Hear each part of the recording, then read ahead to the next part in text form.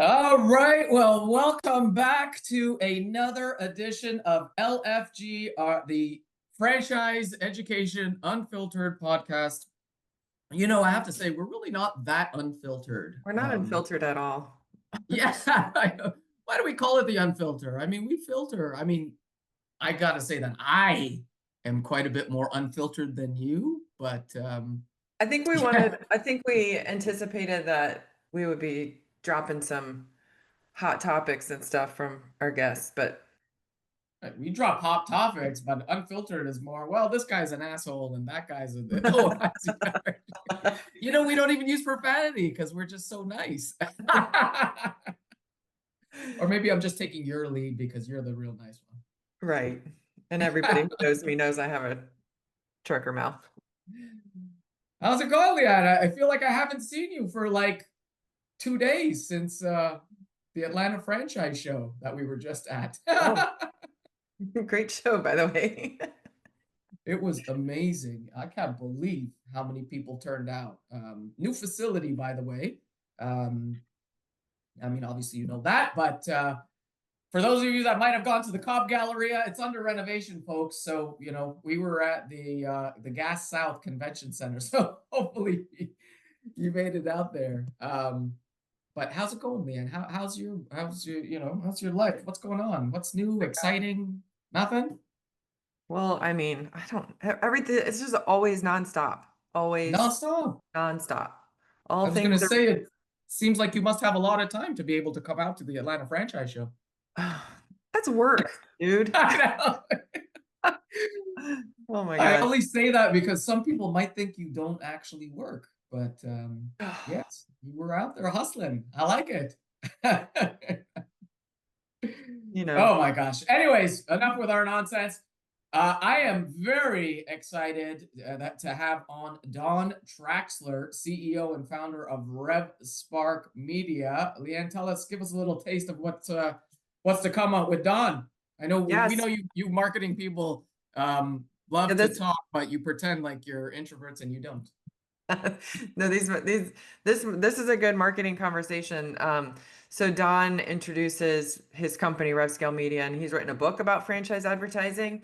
And then he also talks about this SuperPixel that they've created. So I think a lot of franchise marketers and brands would be really interested to hear how they are kind of changing how local marketing works. That also works on the Fran Dev side. So you're definitely going to nerd out if you're a marketer. It's pretty cool. I nerded out a little bit. Yes. So do you think he's going to tell us a little bit about this proprietary data platform? How much he was telling me a little bit about it. It's freaking cool. Yeah. I mean, it is wonderful. Yeah.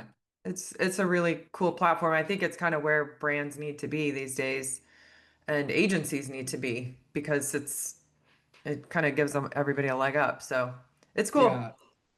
Try to keep listening. Hopefully we'll delve into that. Okay, but before we get to Don, of course, we've got our very important segment, Franchise Royals. This segment is brought to you by Franchise Marketing Live, the go-to event for franchise marketing pros. Get cutting-edge strategies, insider updates straight from platforms like Google and Meta, and bold ideas you can actually use. Grab your ticket now at franchiseassembly.com. And I promise to ramble on a little bit later about Tampa Franchise Weekly. And I mean, it's your hometown, and we're bringing multiple events, like more than a couple. I'm super excited. Are you not excited? I'm very excited because I don't have to travel anywhere. Yeah. Tampa is a great place, and I'm excited for franchising to come to Tampa, and I'm excited to bring all of this group of, well, you guys are bringing Fran Dev leaders, and then we've got the marketers, and then we've got the marketers and Fran Dev leaders at the mastermind. So it's going to be great. I'm very excited. There you go. One last plug. Go to franchiseassembly.com if you haven't booked your ticket for Franchise Marketing Live. Apparently Leanne's given a money back guarantee from her own pocket. If you don't like it, refund you. All There will right, be no Leanne. need for a refund. It's going to be No, amazing. you will not need a refund at all. Yeah. Who do you have for your franchise royal this week, Leanne? So my franchise royal, big supporter of our Let's Grow events, but very excited to see that Cassandra, we call her Cassie Mark, is the new director of sales and client success at learningzen.com. So congratulations to Cassie. Congratulations. One of our favorites, Cassie. Great. That is awesome. My franchise royal is Cindy Savage.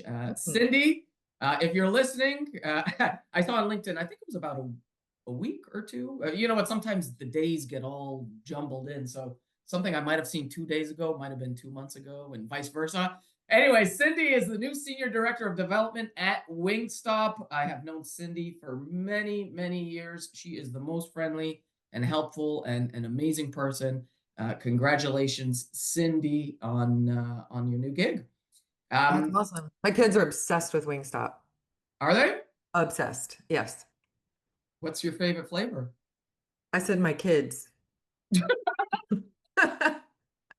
I mean, you could have just said the honey garlic. I don't know what flavors there are. But there is always no joke, and I think this is a normal Wingstop thing. There is always a 45-minute to 1 hour wait on your food, Wow. which is great as long as you know in advance. But it's Yeah, insane how busy they always are. Like that's insane. good. Their Is there fries one are near really good, you in Tampa there? right next to Target. So my daughter Okay. likes to play the game like, let's go to Wingstop, and then we have to go to Target for an hour and wait for the food. All right, good. Anyway, Awesome. congratulations to Cindy and Cassie. Yes. Now, before we head to our show and tell segment, please take a moment to learn about our podcast sponsor, Subtle Strauss. Franchisors love Subtle Strauss because we protect their brand standard across all marketing channels. Z's love our marketing platform because they can customize, print, download, and mail brand right collateral for their local market in minutes. Want to see how it works? Connect with me, Karen Wenning, on LinkedIn. All right, and we are back with our show and tell segment. This, of course, is where we bring on a industry leader, thought leader, someone who's going to share their expertise in the franchise field. And so we're super excited for show and tell. Today we have Don Traxler, CEO and founder of RevSpark Media. Leanne, take it away. Sure. Well, thank you so much for joining us on the show today, Don. Super excited to chat with you a bunch about all of this stuff. I'll read your bio first, and then you can kind of go into more detail about, who you are and more about RevSpark. But Don Traxler is founder of RevSpark Media and author of the Franchise Advertising Excellence Playbook, is the architect of the high-performance franchise advertising framework. His system consistently drives 90% appointment show rates versus 60% industry average, 32 plus qualified opportunities per location each month, and 10 to 15,000 in monthly revenue gains. Through RevSpark's proprietary data platform and SuperPixel technology, which I can't wait to hear about, Don has helped franchise systems attract quality franchisees and scale successfully, from taking a Men's Health franchisee from blackout to top 5 performance in 6 months to helping brands grow from 3 to 12 locations in just 18 months. RevSpark Media specializes in building scalable, compliant advertising systems for franchisors and franchisees, making Don a sought-after advisor for emerging and multi-location brands. It's always weird to hear somebody read about you while you're sitting right there. So go ahead and tell us a little bit about yourself, Don. Thanks so much for That it being is. here. That it is.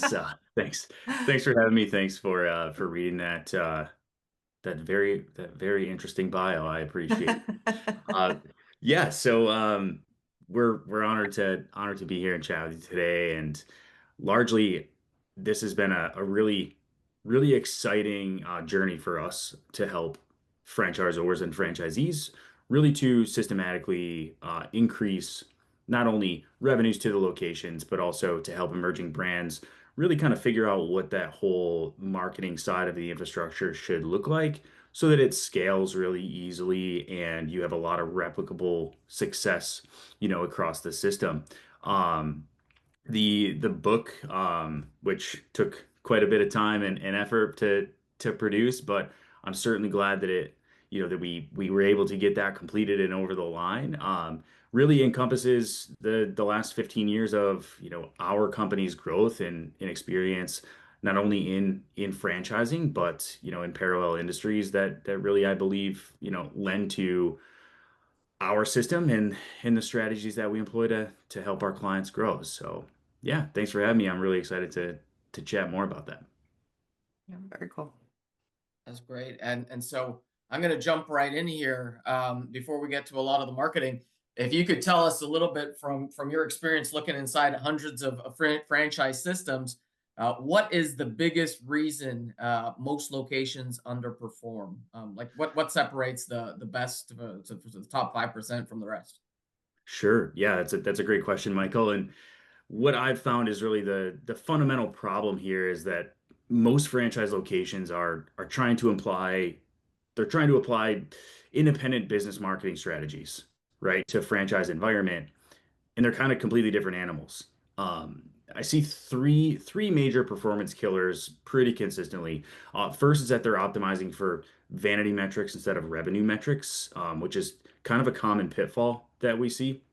A struggling location might generate 150 leads monthly, but maybe only convert 10 to 15 into actual customers, right? Well, a top performer can generate perhaps 45, quality lead opportunities that convert 25 to 30 of them into clients. Um, Second, really they accept industry standard show rates, right? As just industry standard, I believe, is 60% or below in most cases, but really, instead of building systematic infrastructure to help increase those show rates, that's really one of the most important metrics to be gauging and everything on a franchise level success, because the lower your show rate is, you can pretty much just figure you're burning cash, right? And then the other part really is that they lack what I would consider, systematic advertising excellence, right? They're mostly in reactive mode instead of having predictable, scalable systems. And to top that off, the top 5%, as you mentioned, they really have those systematic infrastructures that are built around what we call in the book, four pillars, right? And that's consistent volume, exceptional quality, measurable conversion, and true scalability. When one of our clients went from really the complete advertising blackout to the top five performance, really within 6 months, it wasn't luck or just exceptional marketing conditions. It was because they had infrastructure that was working regardless of the competitive market or market changes, right? The separation isn't about just spending more money. It's really about building a tighter and better system that can generate predictable results. So just to be clear, before we go further, you guys do franchisee marketing as well as fran dev marketing.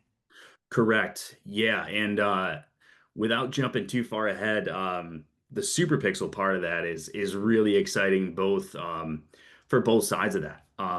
What it enables to do, and we'll talk about the specifics of it later, but what it really enables to do is to really help the franchisee success.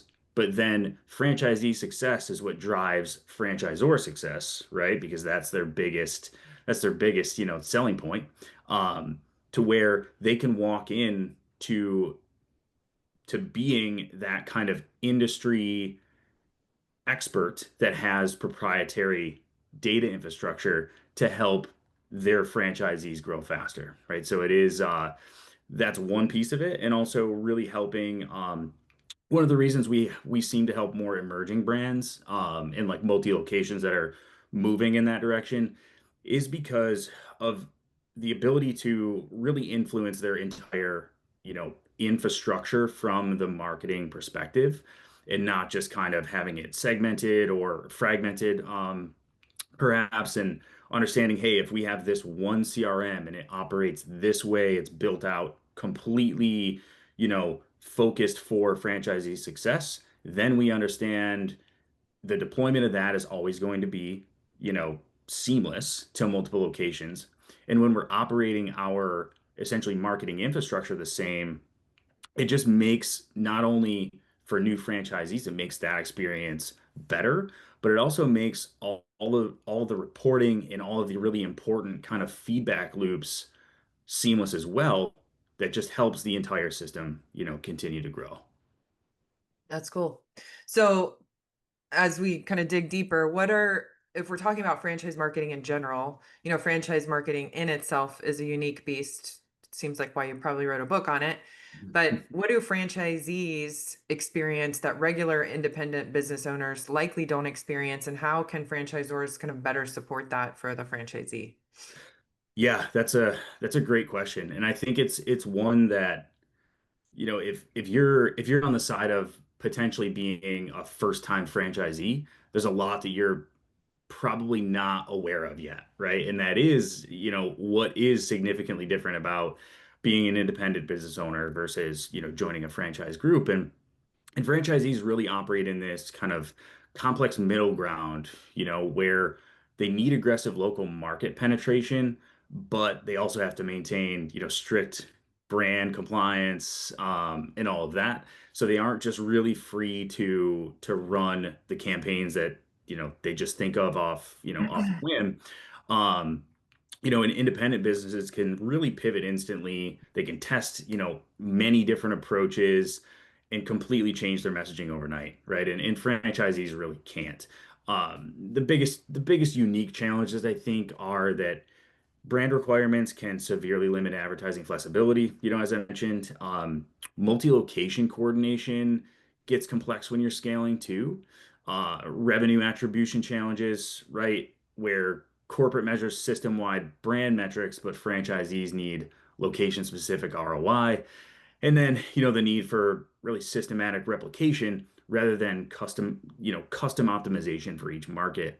Um, and on the topic of how, franchisors can better support the franchisees, it's really, to me, it's the best case scenario would be to not just provide brand guidelines, that tell them what they can't do, but start to provide systematic frameworks that show them what they can do and what really will work best in their journey to achieve those high show rates while maintaining brand compliance. Really, the best franchise systems we work with they've moved beyond that kind of brand police mode and into kind of systematic performance enablement, right? Because they know that their top performers consistently hit specific metrics, right?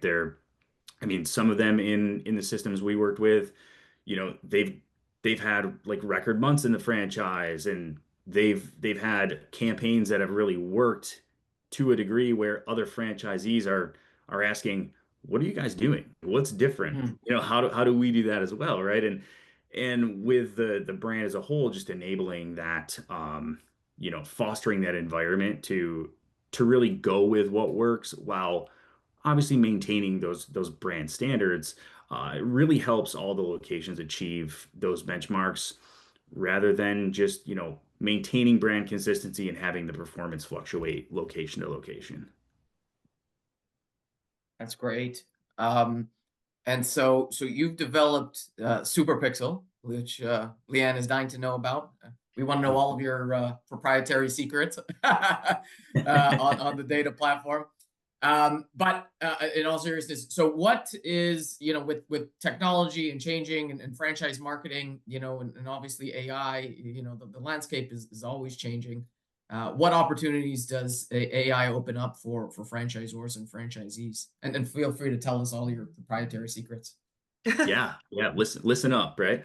Um, yeah. So to talk quickly about the SuperPixel and the data platform, we believe as a company that really data is the future as it pertains to any sort of digital advertising, right? It is getting to a point now where we have the ability to access data based on a multitude of factors.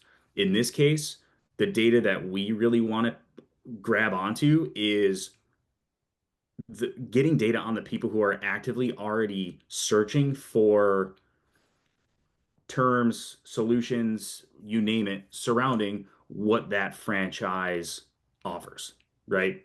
So the data platform portion of this that we built it essentially, this isn't radically new technology, but it's historically been something that has been super cost prohibitive to be able to get access to. You know, big brands like Target and so on, they've had this technology for many, many years, and there's a lot of stories around how they've used that to really hyper target people even before they even knew certain things. It's really powerful, but we built a scaled down version so that essentially what it gives us is the ability to create what we call in-market audiences. And what we can do is we can tap into essentially our data partner network of 5 billion plus URLs, and we can actually pull audiences of people who have been searching for whatever it is under the sun, right? If it's a men's health franchise, anybody searching for testosterone search terms, low energy, that sort of stuff, those solutions in the last 24 or 48 hours, we can compile a massive audience on that. Nationwide, that could be 500,000 people or more. And we get about 65 different data points on them. We can get their names, emails, phone numbers, addresses, but we can also get their age range, if they're married, if they have kids, if they smoke, what their overall kind of household income range is, credit scores, insurances, all of that. But what we do with that is super powerful. We'll take that data and we can hash it down, um, essentially encrypt it, and push that into Meta and other platforms, essentially so that, long story short, we can hyper target those people with advertising almost instantaneously once we have their information and we know their browsing intent. So unlike most traditional advertising approaches where, let's say on Meta, for example, most advertisers are limited to the levers they can pull on Facebook advertising, right? Largely what that means is they're going to take the entire territory map of a franchise, they're going to show it to everybody and hope that the copy and the creative and messaging and everything is going to bring the right people in. Now, that will work to a degree, as it has for the long, the longevity of Facebook advertising as a whole. But what ends up happening is you waste a lot of ad spend, right? Because you're showing these ads to people who are not in market, not qualified, and all of that. So your conversion rates are lower, your cost to acquire an account or a client is lower or higher, sorry. And the alternative approach is by hyper targeting people. We only show these ads to those people who are showing intent. So we waste less ad spend and our cost to acquire a customer drops. We've seen an average of a 20 to 40% reduction in CAC, right? The cost to acquire a customer compared to those the typical approaches that most marketing companies take. So then the other part of that, the SuperPixel, it kind of is an overlay on top of the data platform. What it does is when we install it on a client's website, it performs identity resolution. And what that means is it will get the identities of an average 60% of the website visitors that hit the site without them having to opt in. And it gives us all those same data points that I mentioned before. And what we can do with those, that's really powerful, right? Because we also can see exactly what pages they hit. So when you have kind of the perfect world scenarios that you have good like life cycle marketing as a franchisor, in corporate, to where you can segment all these people, to keep on the men's health example because it's top of mind for me. We can segment everyone that landed on a TRT related page, right? A testosterone related page. And we can push them immediately into different life cycle marketing efforts like email campaigns. We have clients that will take that, they'll go a step further and direct mail postcards to those addresses with that specific service information on it, right? All of those things really help to not only make the most out of any of your marketing efforts, um, but truly serve to give you more information and more data. You can grow those databases over time, right? Like one of our franchise clients they've essentially used this technology to build their own like data warehouse. So they're continually just taking this information and that grows by 50, 60,000 people every month. to where down the road, the long-term play is potentially there's part of this where advertising spend can be drastically decreased because we're able to just really hyper target people in that whole audience, over and over on different platforms and in different ways. So it's super exciting. The last quick piece here is obviously the AI opportunity, right? It's massive, it's everywhere. My take on it is we use caution when we use AI.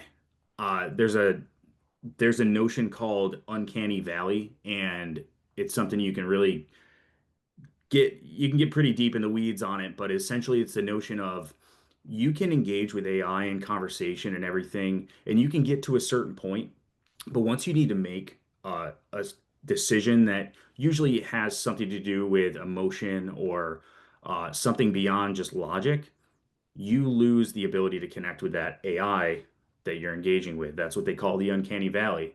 So we don't want to rely on just having AI do all the work for us and bring those customers and everything like that.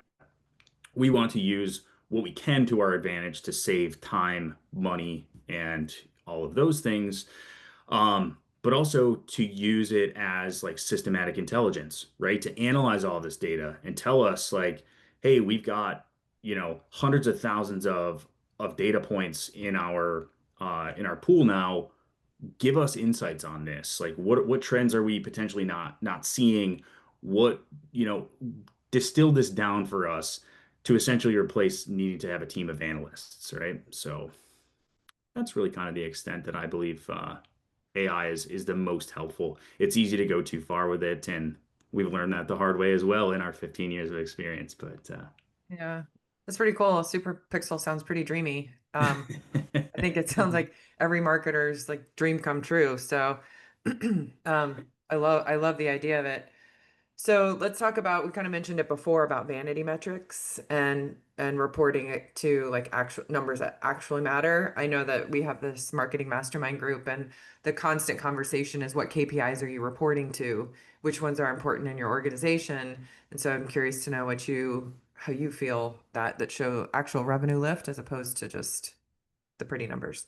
yeah, 100%. In our experience, most agencies will report on metrics.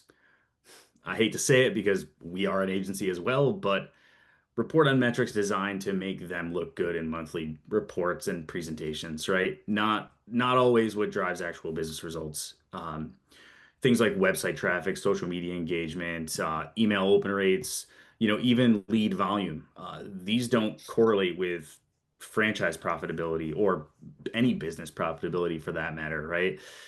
The metrics that we feel actually predict franchise success are things like actual show rates, revenue per qualified opportunity, customer lifetime value.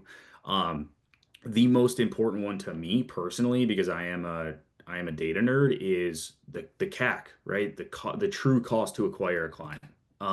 That in my mind, if we know that number and we get our very best and most optimized CAC, well, everything else is easy, right? If you know that, hey, it's going to cost us $112 to acquire a patient, and we want to get to 100 patients, okay, we understand what it's going to cost us to do that, right? And we can kind of back into that instead of just saying, all right, I think we should start with $100 a day in ad spend and see what happens, right? That takes like a lot of the theory and the guesswork out of it, but you can only do that if you're tracking those things, right? So that to me is super important. Also, when we get into essentially operational things within the franchise location itself, one of the most important is speed to lead, right? How quickly you're actually getting in contact with a new lead that comes through to you. What most people don't realize is if you're not contacting leads within 5 minutes, you're you're literally 100 times less likely to convert them into whatever that next step is, right? So internally, we track speed to lead religiously because it's the difference between a 30% booking rate and 60% plus. When prospects fill out a form, they're hot and ready to take action, or at least they're ready to learn more, right? And if you wait an hour to call them back, well, that urgency is gone and life happens. And even though they had intent at the moment, it might take you 7 to 10 attempts to actually get in touch with them after you've missed that window, right? Um, so quick example on that is, one client we analyzed was taking hours to follow up with leads because of manual allocation processes, not really having like a defined process of who is really assigned to make sure of really fast initial contact to new leads. Um, we implemented our systems because as an agency, we also have a really robust booking team that, well, we test all of these processes on, and we practice, what we preach, right? So we implemented our system for that franchisee. They were still handling their own leads, but the system's guaranteed that if they followed this, they would respond within 2 minutes tops because we had Slack notifications and kind of round robin assignments for making sure that nobody fell through the cracks. Their booking rates doubled almost immediately, and not because we changed any of the messaging or anything like that, but because we contacted them when they were still motivated, right, to want to take action. And show rates matter so much because if you're getting, industry standard, maybe 50, 60% show rates, well, everything else the same money going in, the same advertising spend, all of that. If you bump that up to 80, 90%, you're getting so much more actual appointment booking from the same investment, right?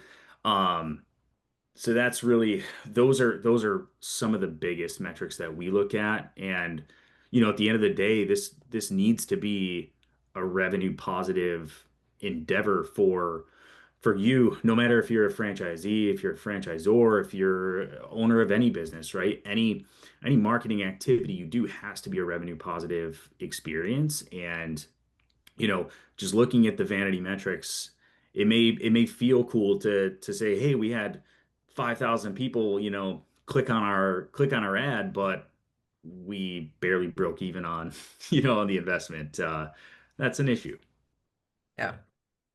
Were they 5,000 Yes. the right people? Right. And it's so true. I don't know why, and I guess it's, because I'm in sales, but to me, it's already common sense and second nature. If you contact them within, the first 2 minutes, your chances of success are so much higher, and I mean, I know there's a metric out there. Every hour that goes by, how your chances decrease, and there's a whole Mhm. psychological, perspective in there, and so much. But Yeah. yeah, you're 100% on The point. other the Um, other thing to just add to that really quickly is it's also we also need to realize too that a lot of franchisees that come into this, we don't know what their backgrounds are, right? They could be wildly different. They could have been, this person was an engineer, or this person had previous experience in accounting or something. We aren't, unless we seek it out, most of the times, unless you are a salesperson, you're not equipped with all of this knowledge either, right? And that's why it does become really important to have not only proper education on this, but if we systematize it, it just kind of takes all that guesswork out of the equation too. Which that can help to attribute to more success without additional kind of bandwidth needed either, to be like, I need to jump in and learn everything about sales, right? Yeah. So true. It's so true. And I see it on the franchise show floor too. Aside from the new franchisees, but even the franchisors, some of the emerging brands, you're right. If someone just started a new, flooring or hardwood, flooring franchise, he might be used to, contracting and doing the labor and running his business, but he has no idea that on a franchise show floor, he needs to engage and collect contact information and then follow up with them in order to sell franchises. For us who are in the industry, it comes second nature. But you're right. To systematize it, it'll make it a lot easier for them. Can you walk us through the 4 pillars of your high performance franchise advertising framework and why traditional marketing approaches fail franchise systems? Yeah, 100%. So, and I can't speak for all, traditional marketing approaches, right? Because it's not like they all fail, or else we wouldn't have gotten this far, as an industry, right? But where I speak about how traditional marketing approaches can fail franchises, it's really because a lot of them are designed for independent businesses or, large corporations, not the unique franchise environment, right? So I know we talked on on that earlier, but it does kind of tie into this. Our 4 pillars really are volume, quality, conversion, and scalability.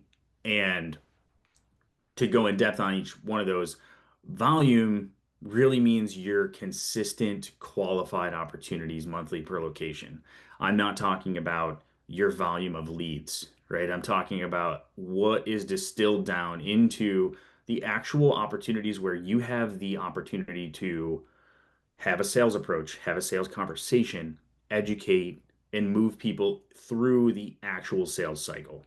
A lead, in my mind, does not constitute having that opportunity based on what we said before, right? You can have 150 leads, but you can't get a hold of, 125 of them. So that's where I look at the volume.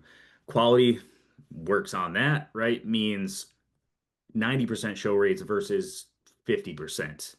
And this really starts with one, the data, as I mentioned before, right? You put better data into a system, you're going to get better results out.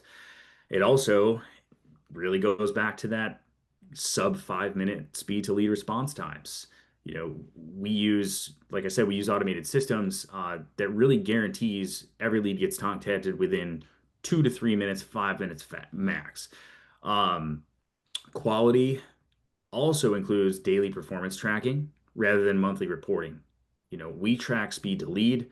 We actually we have reporting dashboards that on a daily basis have an average speed to lead time. And on our team, every single member of our team, they have that in front of them all the time. And it's broken down it can be broken down by agent as well. And in the franchise location, it can be broken down by whoever is assigned to that speed to lead time, right? That speed to lead priority. And watching that creep out of KPI, well, we obviously will see performance dip in that way. So it's really important to be tracking all of this because you can't measure what you don't track. Um, and then conversion means, $10,000 to $15,000 in annual, or I mean, monthly revenue increase per location through lifetime value optimization and an accurate revenue attribution, sorry, not just initial sales. Scalability, that's the big one, right? It means systems that replicate top performer success really across unlimited locations. When we scale a franchise network, new locations can achieve the same benchmarks in 90 days, not 6 to 12 months, because they start with proven infrastructure systems, that really have all of this laid out for them from day one.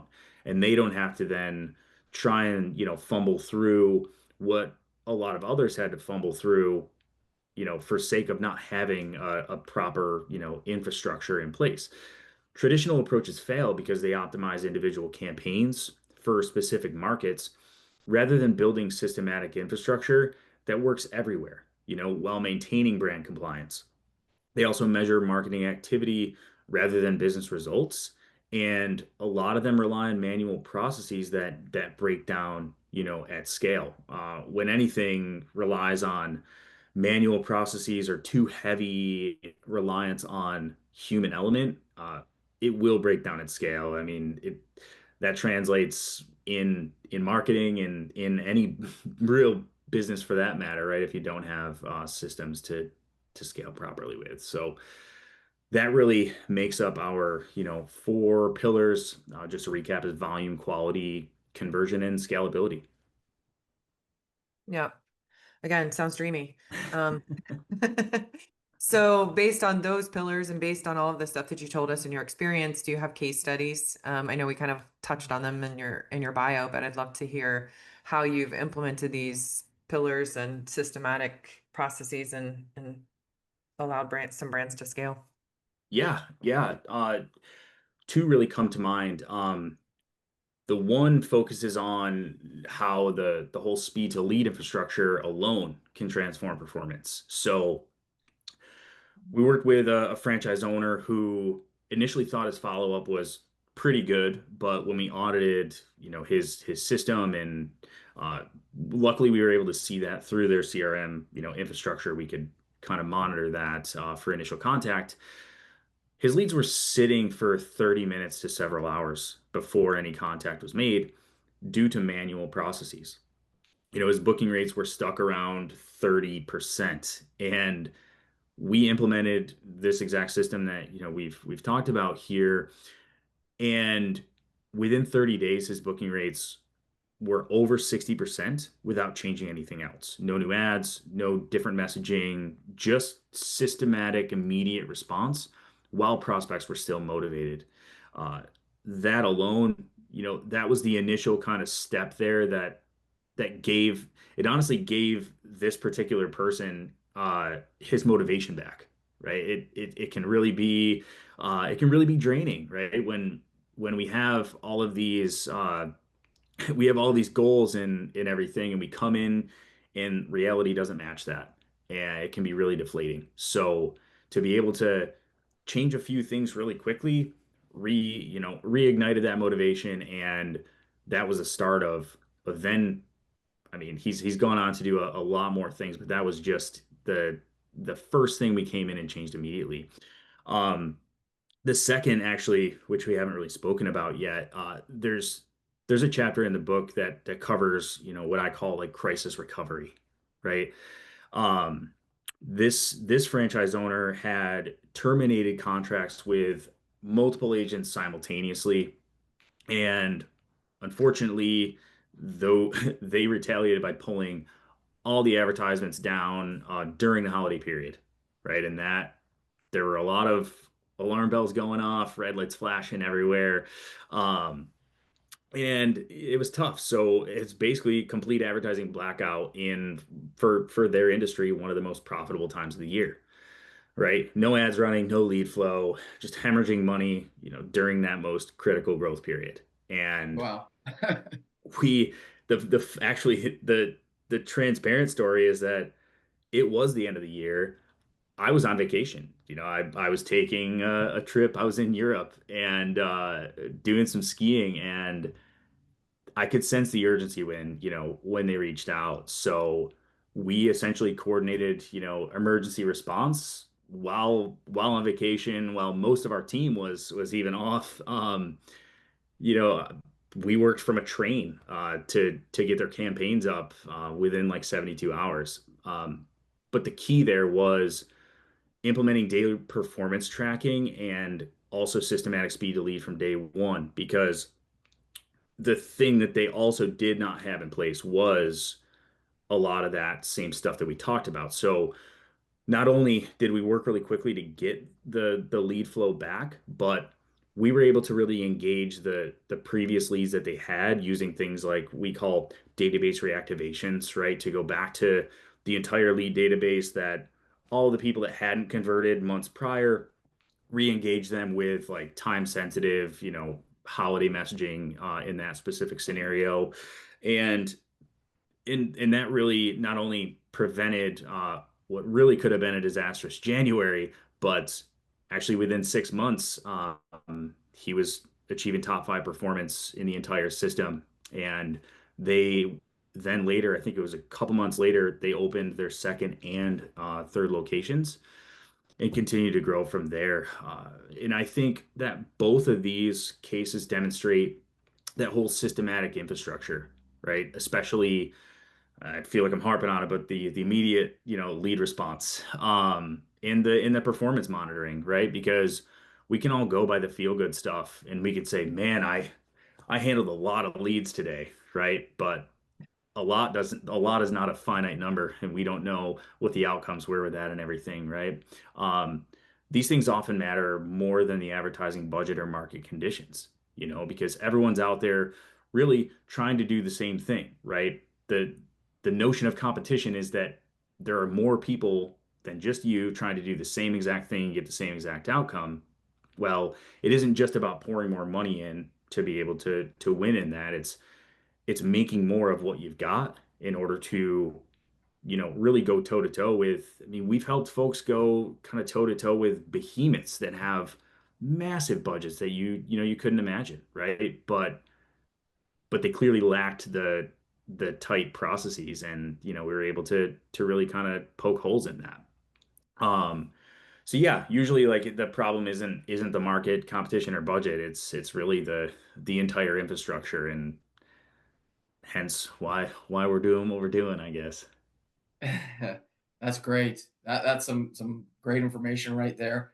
Hopefully, a lot of franchisors are listening.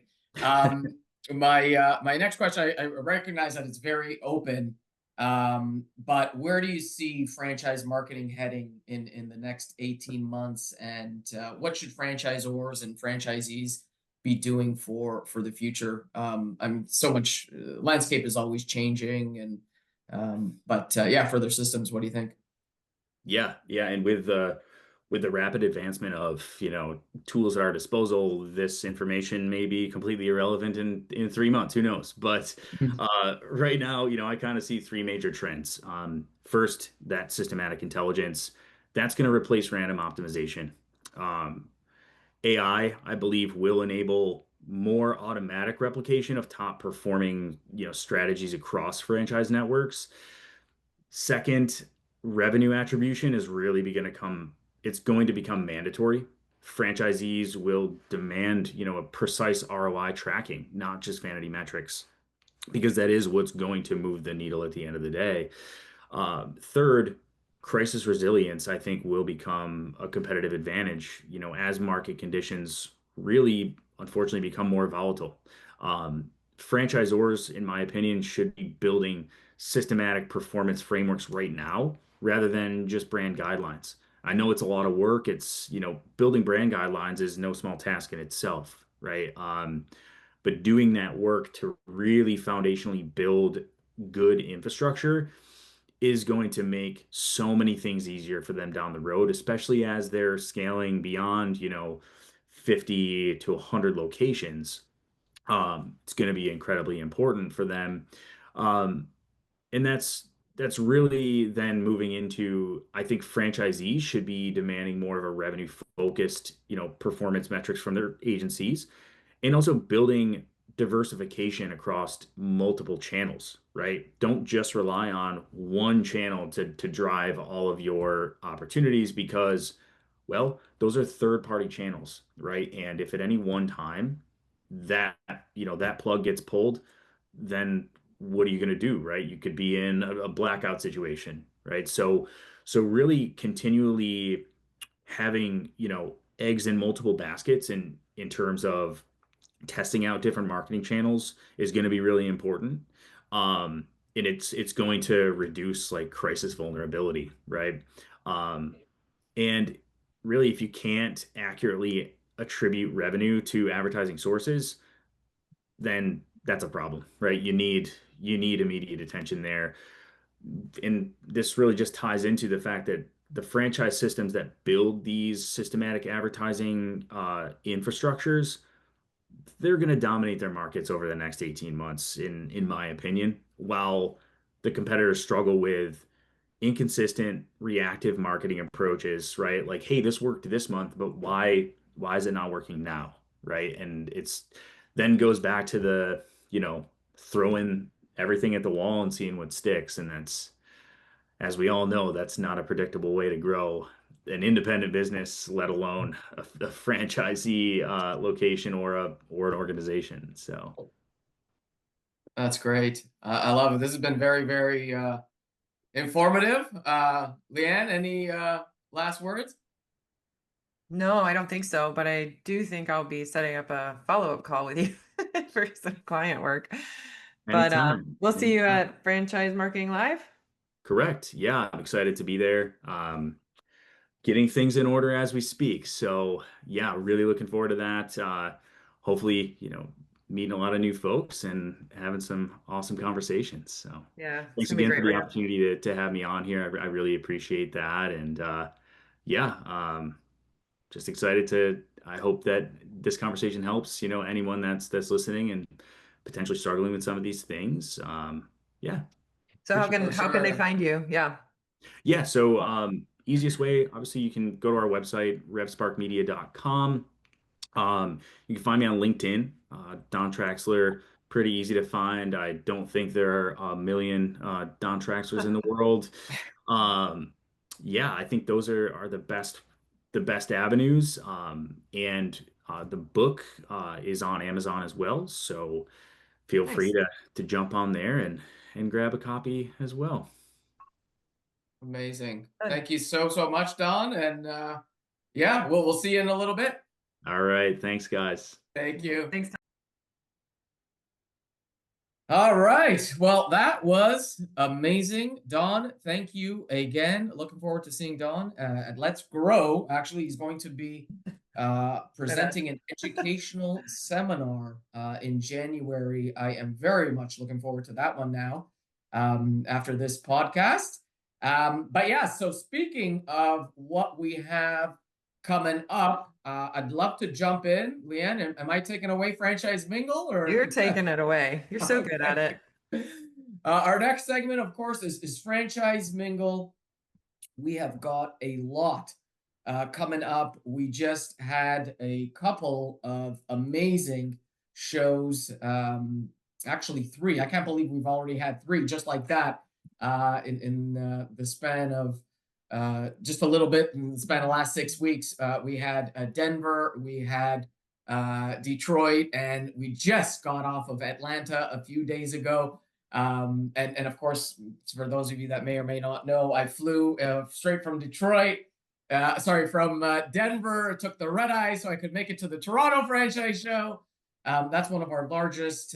Anyways, what do we have coming up? We've got our Phoenix franchise show in October, and then we have our Tampa franchise show November 1st and 2nd, and that kicks off our Tampa franchise week.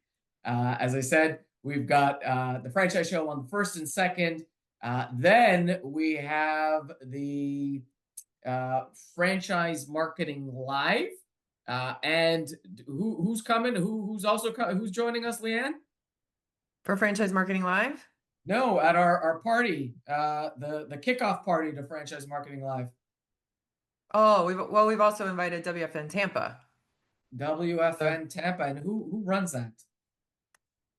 Well, it's run by a group of people who volunteer their time to make events happen in our community. So Danielle That's Wright really nice. leads the show there, but yeah. Oh, great. Very nice. Danielle Wright. Love it.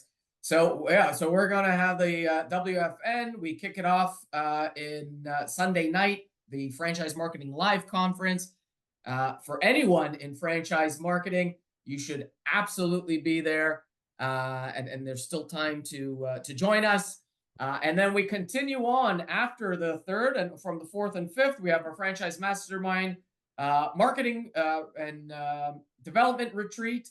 And so a huge week in Tampa.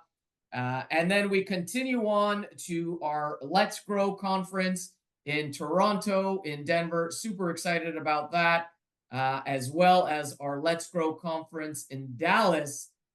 With many things happening in between, we've got the New York, New Jersey franchise show that happens right before that. Then we've got the Let's Grow conference. With everyone should know about that. If you haven't registered, you should register right away. This is the Franchise Sales and Development Conference in the US. In December is the Franchise Growth Conference. And then, oh my gosh, we have so many things happening. In the spring, I'm not going to run through it all. We've got another 9 franchise shows. So if you need franchisee leads, then hit me up. But a few honorable mentions. We also have the FBR Op Summit coming up October 21st to the 23rd in Austin. And what else do we have? We have our friends at Springboard. Friends of Springboard in Philly, but yeah, And October. then we also, by invite only, have our friends at SMB who host their summit at the same time as the Let's Grow Franchise Growth Conference. So wishing them some really a great conference. I mean, they put on a great conference every year. And so much more happening from the franchise show side. I'm going to wrap it up. God. This episode is brought to you by Subtle Strauss, Franchise Marketing Live, Franchise Assembly, and the National Franchise Show. If you do want to learn more about the conferences, then go to franchiseassembly.com. If you want to learn more about the franchise trade shows, then go to franchiseshowinfo.com. And I'm going to leave on that note. Leanne, you have a great week, and we'll see you in a month. Sure thing. In Tampa. All right. Bye, guys. Bye, guys.